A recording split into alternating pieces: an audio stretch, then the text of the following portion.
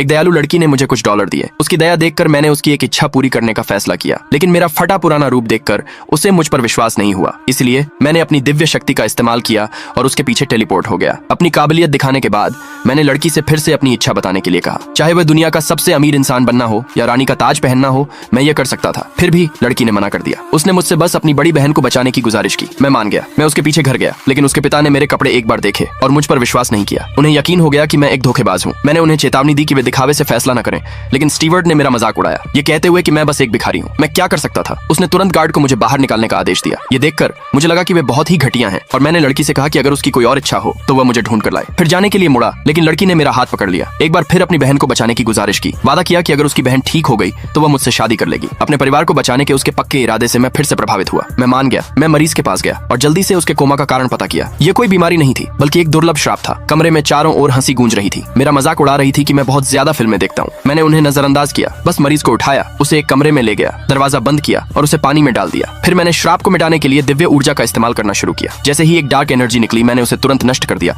लेकिन बाहर शक बढ़ता गया और उन्होंने दरवाजा तोड़ने की कोशिश की। लड़की ने उन्हें रोकने की कोशिश की। उसे यकीन था कि मैं उसकी बहन को बचा सकता हूँ। फिर भी उसके पिता ने दूसरों के कहने पर एक एक्सपर्ट को जबरदस्ती अंदर आने के लिए भेजा, लेकिन कोई भी मेरी दिव्य दीवार को तोड़ नहीं सका। जैसे ही वे फिर से हमला करने के लिए तैयार हुए, मैंने दरवाजा खोला और घोषणा की कि मरीज ठीक हो गई है। मैंने उसे वापस बीमार बिस्तर पर लिटा दिया और उनसे कहा कि वे खुद जांच कर लें। फिर भी किसी ने मुझ पर तब तक यकीन नहीं किया जब तक मरीज ने धीरे धीरे अपनी आंखें नहीं खोली। अपनी बहन को फिर से ठीक देखकर बहुत खुश हुई। लड़की खुशी से झूम उठी। ये देखकर मैं तुरंत जाने को तैयार हुआ, लेकिन लड़की ने मुझे रोक दिया। वो अपना वादा निभाना चाहती थी और मुझसे शादी करना चाहती थी। फिर लड़की के पिता ने भी मुझसे माफी मांगी। दूसरे पार्ट के लिए कमेंट में यस लिखे।